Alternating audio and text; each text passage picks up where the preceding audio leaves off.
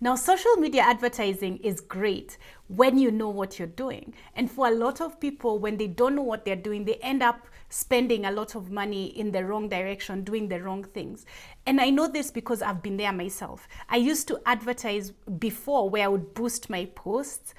And it was horrible. Like, it was, oh my goodness, the data, you could not read the data. You could not understand what you were doing right, what you were doing wrong. Sometimes it would work, you wouldn't even know why. Sometimes it wouldn't work. You're using the same budget, the same number of days, the same audience, but it wouldn't work the same way it did last week. And it was really frustrating. And I kept wondering, isn't there a better way to do this? And as they say, you know, when the student is ready, the teacher appears. So I enrolled myself with some of the best coaches in the world. I got to learn from a guy who was spending more than $1 million a month on Facebook ads. And he was brilliant. And I got to learn how to run like really good ads, Instagram ads, how to do retargeting on Google. Like, it was fantastic. And I learned a lot, and I've used it in my business until today. And I think it gives us, you know, small business owners or growing business owners, as I prefer to call ourselves, it gives us an opportunity to get in front of more clients and to do it in a way that's predictable and affordable. So ads are affordable when you know what you're doing. If you don't, you end up spending money in the wrong direction, doing things that are not going to give you a return on your investment. And the reason I'm making this video is that you can avoid these things. If this is you and you're looking at running ads, at least let me give you some things that will help get you started on the right footing. And then if you want to go deeper and if you want to run your ads in a better way, I do run a training program where it's a 12-week training program where we go through the process and I coach you and I hold your hand in the entire process. And the reason it's 12 weeks is because we're applying as we're learning. So it's not something where you come in and you go through 12 weeks and then you come out and you're like, yay. It's something that you're learning and doing and learning and doing and watching the progress and getting results in the process. So I get really excited because I've gotten amazing results for my clients. And I mean, it's not just worked for me. It proves for me that it just doesn't work for me. It works for more than just me. It works for other people as well. And it's a replicable process, which I'm really happy about. And that's what I want to share with you today. I want to share with you these success factors so that you can replicate them in your own way. And then if you want us to work together, I'll put that link below this video. You can book time, apply for a session for us to have that conversation, and then we can have that conversation and see whether this program is a good fit for you, because it's not for everybody and it's invite only. So that's why you have to apply for it. And then we have that conversation before we even determine whether it can actually help you, because perhaps there is something else that would be better suited for you. And I would let you know that during the session that we have, either with me or with somebody from my team. So let's get started on the meat of today's topic. So the first thing that you want to do when you're running successful ads is you want to be clear on who you're targeting. I see a lot of people trying to run ads and either leaving the algorithms, irrespective of whether it's Meta, Facebook, or Google, you leave the algorithm to decide for you who it is best, like who they should show your ad to. And the thing with these platforms is that they've set it up so that it's easy for you to advertise, but not necessarily so that it's easy for you to get a return on your investment. So that second part is what I train people on, because the advertising part, yes, you can learn how to do that, the tactical, click here, tick this box, open this account, But if you don't know who you're targeting, like I see a lot of people doing, if you don't understand how to get a return on your investment from the ads, then you end up with ads that are not going to work for you. So the first thing is to be clear on who you're targeting.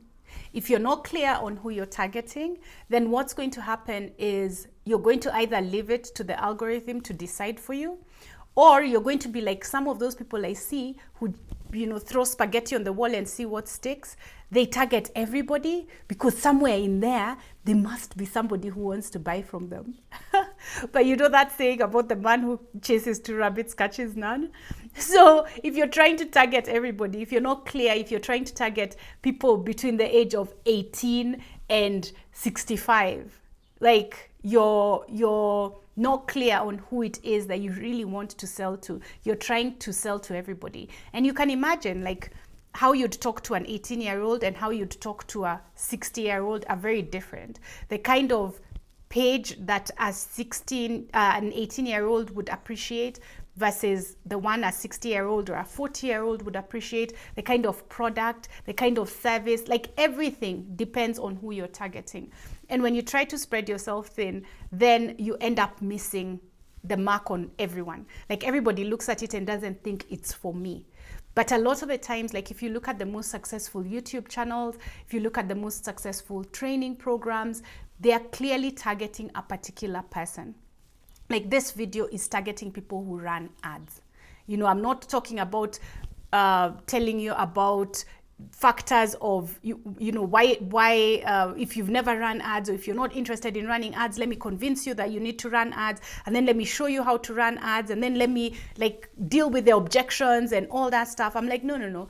For somebody who understands and appreciates the value of ads, perhaps their fingers have been burnt in the past, like mine have before I got the right help, or perhaps you've run ads and you want to make them better, you want to get a higher return on your investment, then this video is for you. So it's very clear who it is that I'm targeting. Even from the title, you can see. So first, you need to be very clear on who you're targeting. And then the second thing is you need to be clear about the problem you're solving for them, or the transformation you're creating for them. It is not about the benefits of or the features of your product. It's what problem are you solving? Like for example, if you're a lawyer, you're not just a lawyer. You're helping keep people out of jail. You're helping people prevent getting sued. That's different. You're solving a problem. You're helping people get out of jail, or also win a law case that could have cost them more than your fees. You know, that's the problem that you're solving. You're not just saying, oh, you know, I'm a lawyer and I'm advertising my legal services. Like, who cares about your legal services? We care about whether you would be the right fit to help us prevent litigation, or help us win a case in the event of, or help protect you from something. Like that's what people are doing. Think about even banks. Banks are not just banks for you to store your money. The reason they charge you is because they are offering you security for your money. So it's like, you know, if you have a guard who's offering you security for your gate, then you wouldn't expect their services to come for free. So they are charging you because they are giving you security. If you're a coach, let's say you're a life coach, I talk about this all the time. Like, what is a life coach? Life is wide. So when you say life coach, are you helping me with my relationship or with my mindset? Are you helping me with my career? Are you helping me with my work? Are you helping my productivity? Like, there's so many things life is made of that a life coach and life coaching services is too ambiguous. You know, you need to be specific. If you're helping me with my spirituality, then let's talk about that. If you're helping me with my career, you're helping me be more productive as a C-suite executive, or you're helping prepare me for being promoted, or for the CEO seat, or to manage people better, or something. Like, be specific about the result that you're helping people get and the problem that you're solving. Because sometimes I think as entrepreneurs, sometimes we have so many ideas and we come up with so many good ideas for businesses, but they're not solving other people's problems. They're just good ideas. And if you want to test to see whether your idea is actually a good idea, then the best way for you to do that is to get a client. Once you get paid by somebody to solve that problem, then it goes beyond being just an idea to actually being something that you can call a business. But until you've sold, you've been paid, and preferably by more than one person, and this doesn't include like your relatives, your mom, you know, stuff like that. You've sold this to more than just one person, then now you can say you have proof of concept, which means you've graduated from just having an idea to having a business, a potential business. There are other factors that will determine whether your business, flourishes. How many clients you're getting every day or leads you're getting, how you manage your finances and stuff like that, how your team treats your clients. Like, there are many other factors. But first, you have proof of concept, then now you can build on the rest, right? So get very clear about the problem you're solving for your ideal client, the person you're targeting. And the third thing is have an offer that's attractive to them. And I see, by offer, let me just qualify what offer is. So by offer, I don't mean like a discount or a promotion. By offer, I mean whether you're selling a product or a service, what's the package that you're presenting to people and telling them to buy, right? That's the offer. I call it an offer instead of saying your product or service, or how you package and all that. It encompasses everything. So what's that package, that offer that you're asking people to buy from you? Is it attractive? Because sometimes you could have a really good market, like a good idea, a good target, people who need this thing that you're solving. But then when you package it, you don't package it in a way that tells them that it's for them and it's going to solve the problem that they have right now. Not the problem they'll have in 6 months, not the problem they'll have in 22 days, like now. We make decisions based on solving our immediate need. Very few people make decisions to solve their future needs. Most people solve their immediate needs. So you want your offer to be solving something that they need now so that you can get higher numbers. And of course, even for those people who are interested in solving this problem later, you can add scarcity or something to get them to take action now to solve that problem now. So that's the third thing. You're with me so far? Awesome. Let me know in the comments what you think about these tips. Let me know which one is the most, like, when something resonates, pause the video and write something in the comments below. Yes, call to action. That's the fourth thing. Have one call to action. So I see this a lot when I attend people's webinars or I watch their videos, and they've got so many things they want you to do. They're like this video, subscribe to this video, share it with a friend, click the link below on my free training, apply for a strategy session, like so many call to actions. Or you're making people have to think. And when people have to think and think too much, and they're already trying to think of whether this is the thing they should buy, now you've given them so many options of things to do that what people will end up doing is just postponing that decision for later. And usually those decisions will never be made. So you want to have one call to action. If you have a thing that you're selling and you just want people to click the link below and buy the thing, then that's all you're going to talk about. You're not going to talk about click the link below and share it with a friend who also needs it, and also like this video and also share. Nah, just ask them to do that one thing. And it also applies when they click that link, where they go, ideally let them only have that one decision to make. If it's like, let's say it's notebooks and they come in different colors, that's fine. I say notebook because I'm looking at my notebook here. And it comes in different colors, that's fine. It's still the one notebook in 3 different colors.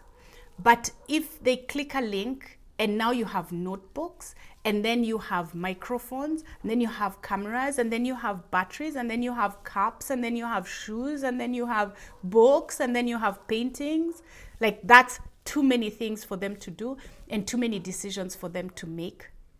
And most likely they'll get distracted, which is why we create landing pages. Like in marketing, and even for my program, I show people how to create landing pages that focus someone's attention and funnel them through until the point at which they buy, so that they don't get confused. Like a landing page shouldn't have distractions, shouldn't have too many options. If there are different colors or different sizes of the same thing, that's fine. But having like multiple things and different categories and your social media links there and search buttons and stuff like that, it can be distracting.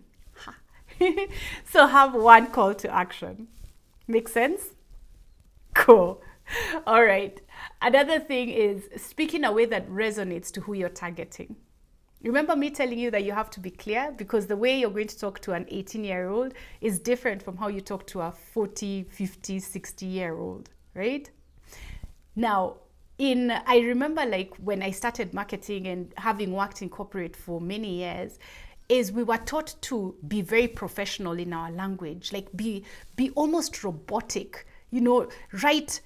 They are, right? You are, right? I am, right? Like, don't use apostrophes, don't abbreviate, don't use anything that makes it look like slang or whatever. But people make decisions based on who they feel understands and they resonate with. Now, when you sound robotic, you create this distance, almost like you're there and I'm here. And the person would not be able to know whether you can even understand what their needs are based on how you're speaking, or understand what pain they're going through. So it's always better, like if you're talking to people, write like you would talk. And one of the things that I do to help me with this is whenever I write something, I read it out loud afterwards. So I read it out loud and I'm able to catch, like, that just doesn't sound natural. That sentence is too long.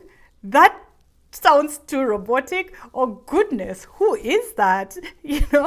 So it helps when I get to read it out loud, and I would encourage you to do the same. If you write a post and you want to post this on your social media pages, read it before you post it. Read it out loud, like not in your head. Read it out loud so that you can catch some of those things, and you'll notice a lot of mistakes. Like when you read without speaking it out, you'll be surprised that it's going to be a very different ball game from when you speak it out. Because now when you speak it out, you're talking, and your brain now starts to catch for, is this how you normally talk? Is this a word that would be used in normal conversation? So you're able to catch some of those mistakes. So speak in a way that resonates with who it is you're targeting. Of course, if you're targeting young people, there's a different way to talk to them. If you're targeting business people, you'll hear me talk about ROI, return on investment, because that's something that business people understand. And I am a business person, and I speak to my audience because I am part of that audience as well. So it makes it easier for me to speak to them, to you.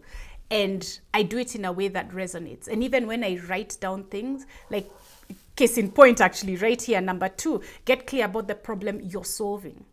I'm not going to write, get clear about the problem you are solving, because that's not how I talk. So I write it in a way that, like, we're having a conversation. Make sense? Awesome. Let me know in the comments. And then, whoops, what just happened there? Okay, number 6. Is measure results based on quality leads, and not like likes or followers, or they're called vanity metrics.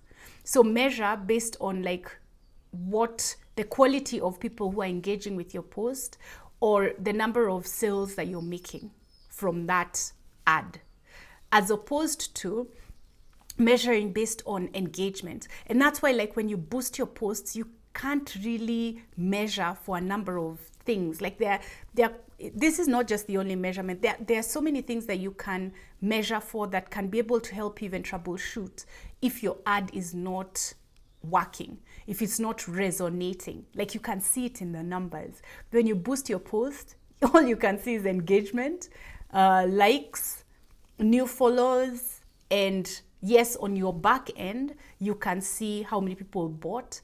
But if you run multiple ads, sometimes you may not even, unless you have different links, you may not be able to know which ad is working better for you. But when you run ads the way I teach people to run ads, you can tell which ad is working, which image on which ad, which copy, which headline, which link, like which everything, which story, which everything, what worked better for you to get you more clients, so that you can double down on what's working for you, right? So those are the results that you want to measure, the things that give you a return on your investment, actual return on your investment. Because advertising should be, and there's a brilliant book called Scientific Advertising. And he says, advertising is like a salesman. It's just like multiple salesmen that you've put out there. So judge your advertising like you would judge a salesman. He needs to bring in revenue, not things like awareness, not things like I worked really hard today, I knocked 15 doors. It is how much did you bring at the end of the day? How much did you deliver based on our goal at the end of the day? Not how many likes did you get, how the equivalent of how many flyers did you distribute. You want something tangible. Cool? Then, we're together, right? Calculate how much it costs you to acquire a client and also how long it takes. So again, when we are measuring, some of the other things that we do is we use the ads. You can see your return on investment, and now you can be able to calculate how much it costs you to acquire each client and how long it will take before you acquire a client or 10 clients or 100 clients, so that you can start to plan for this. You can plan your budget. You can also plan your business based on how regularly you're getting new clients in. What's your flow? And this regular predictability is what any business, in order for it to survive, it needs to have that predictability. That's why banks refuse to loan to a lot of small businesses, because there's no predictability. They run on almost like trends, wait for referrals, which are unpredictable because you can't tell when you're going to be referred. But when you're running ads, one of the biggest benefits is that when run well, they can help you create a predictable business. A business that you can tell how much it costs you, like to the shilling or to the dollar. You can tell, I spend, let's say, $100. I'll use this global because I have a global audience. So let me use dollars because everybody understands it. You can tell I'll spend $100 and it will give me 8 clients. So based on that, if I divide, why did I pick that? Because now I'm trying to divide 100 by 8. I think it's 1250 if I'm not wrong. Yeah. So if it will cost you $12.50. If that's the correct one. If that's not the correct answer, put the correct answer in the comment below and correct me. I don't mind. I love feedback. So if it's $12.50, then you know that it's going to cost you that to acquire clients, and you can now add that $12.50 to your costs.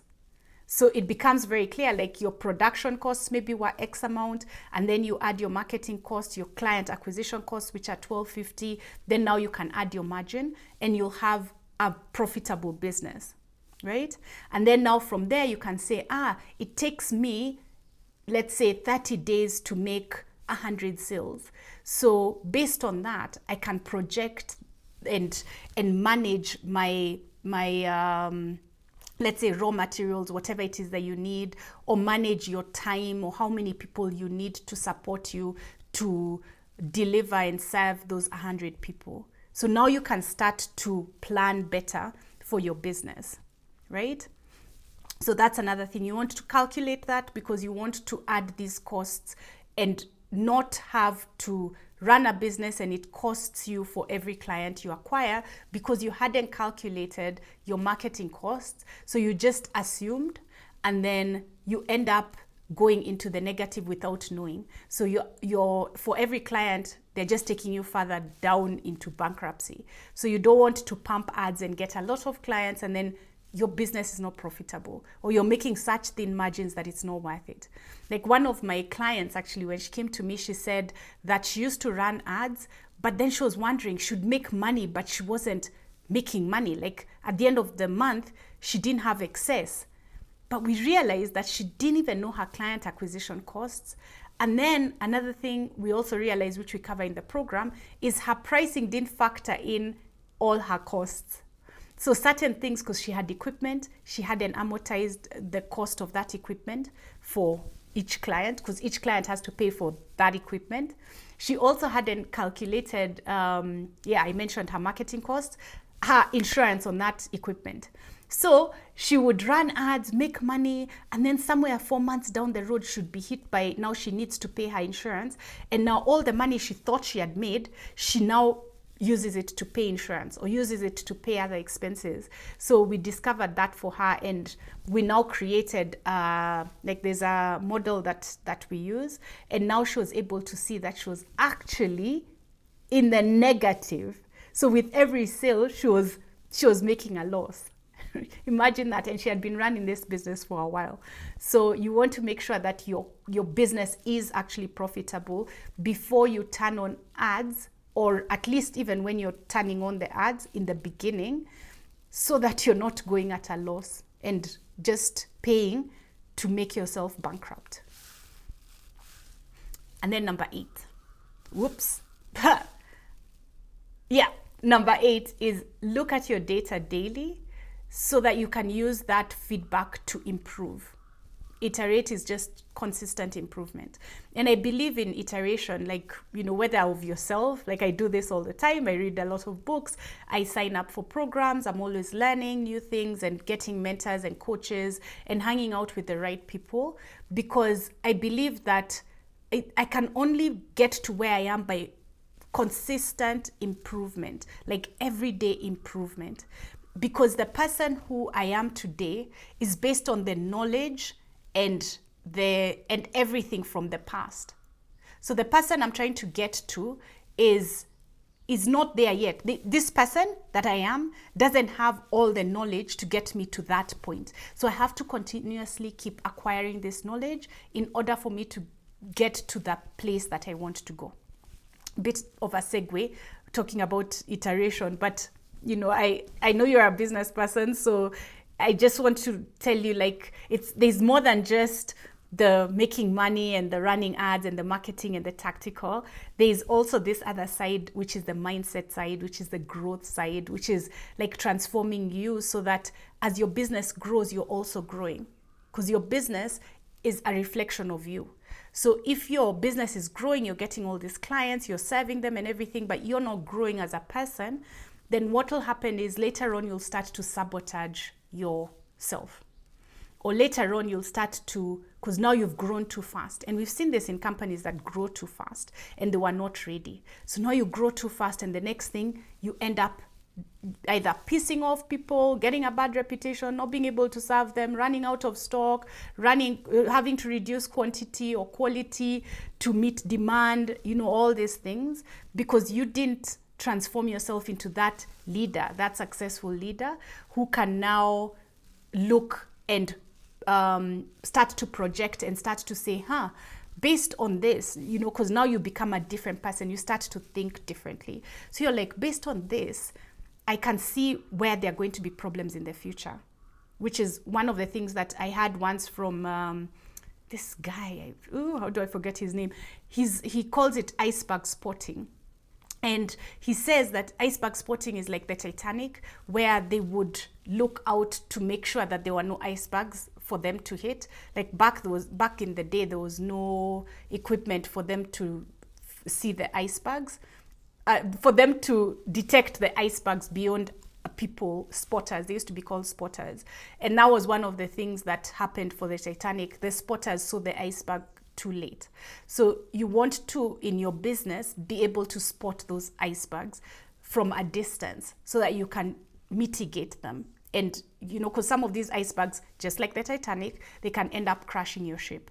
So you want to spot them in advance. But in order for you to spot them, sometimes you may not have that mindset, but you'll grow into that mindset. You'll learn new things. You'll read more books. You'll get ideas. You'll have mentors. They'll help you change your way of thinking. You'll join coaching programs. You'll meet coaches who will help open up your mind. You'll network with people who have a different way of thinking and who will add something to you. So it's a whole it's a lot more than just the tactical. And I know, we're talking ads and I'm like, oh my goodness, because this stuff really excites me. I like to see people not just like me addressing one part and then knowing very well that this other part is going to come and sabotage you. So that's what I do. Like in my program, I make sure that both of you are growing, that the tide is being lifted for all boats in the water. So back to looking at your data daily so that you can use that feedback. Now, if you're running ads and you're not reporting, like open an Excel sheet and just look at your reporting. You'll be surprised that your ads, when you look at them on an Excel sheet, you can start to see trends. You can start to see your costs go up. You can start to see your impressions or your reach or your click-through rate fluctuate. You can start to see which days are better for you for running ads. You can start to see a lot more than when you're just looking at it and you're like, today I got an accumulation of, let's say yesterday I was at 38,000 impressions. Today I'm at 45,000 impressions. That doesn't tell you anything. But if you look at it from a trend, like how is it growing on a daily basis, you can start to spot those icebergs of, my ads are burning out. Because ads do burn out. Like most ads don't survive too long. Some really good ads can survive for like 6 months. Not even 6 months, like 3 months. 6 months, you'd have to keep changing like the image or something, or the headline or something, because at some point they start to burn out. But for most ads, you need to spot that iceberg so that you not turn it off. And you should have other ads that you've been testing as well and seeing what combinations of image, headline, and copy works best so that they can replace the ones that are burning out. But without the data on a daily basis, you can't be able to spot those icebergs, and you also can't be able to read the trend. Like, is this working? Is this product working? Because sometimes you put this product or offer or service out there and it's actually not working. It's not what people want. So you quickly want to be able to detect that and take action to correct it. Cool? Yay! All right, so I'm really happy that you're here and it's great to have you. This is the last one, number 9, and that's following up with your leads. So for a lot of people, like, when you're running your ads to cold traffic, and cold traffic are people who have never heard about you before, who didn't know you exist. What happens is the percentage of people who take up your offer are very low, even if your offer is free. Even if it's a free webinar, the percentage of people are very low, usually approximately 2%. And that's if you've done your copy well, if you've done your headlines well, if you have a good image. Still very slim. But follow-up helps you increase that significantly.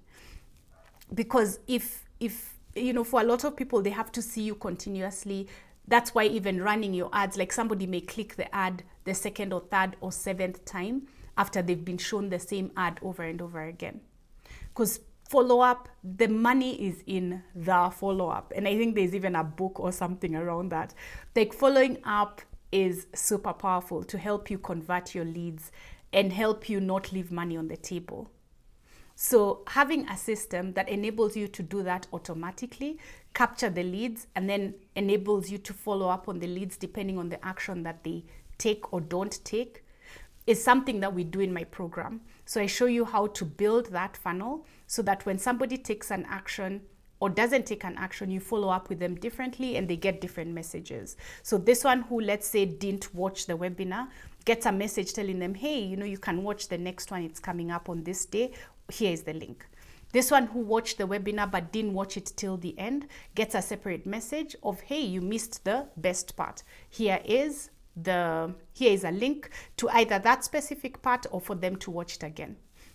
This other one who watched it till the end but didn't take up your offer gets a separate message that says, hey, I noticed that you watched the webinar, you didn't take advantage of this offer, you didn't buy this service or whatever it is that you wanted. Here is a special deal, a coupon that you can use, or here is a reminder to take action. This is going away in another 3 days.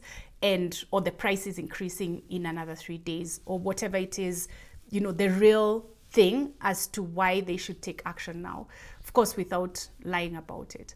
So that's the thing about Followup. It's really powerful for you to use Followup and to use those systems, so that if you're running ads, you're not running ads and not getting the most out of it. Like, for a lot of people, they find their ads unprofitable because they're expecting to sell to the 2% who buy. But if that 2% is not enough, you need to milk the system and get the most out of it to get your ads to be even more profitable. So those are my tips, the successful factors of running successful ads. And I've been running ads for more than maybe 6 years now. So this is something that I've learned over time and learned to improve. Today, I teach it to other people because I want them to be able to use the same systems that I've used to get in front of a larger audience, to have an even bigger impact, to use it for their businesses. So if this is something that you want for your business, this is something that you want to learn how to build for your business, something that can continue to work for you over and over again, then I'll put that link below this video and you can click that link, and either you and I will have that conversation, or somebody from my team will have that conversation. But I do look forward to helping your business grow, helping you have an even bigger impact, and watching you transform, like, as a person, watching you grow, watching you be amongst people who support you and help create that environment for you that is supportive and growth oriented, because there are other entrepreneurs who are also in my program, and you get to interact with them and network with them. So it's really cool stuff, and I look forward to seeing you there.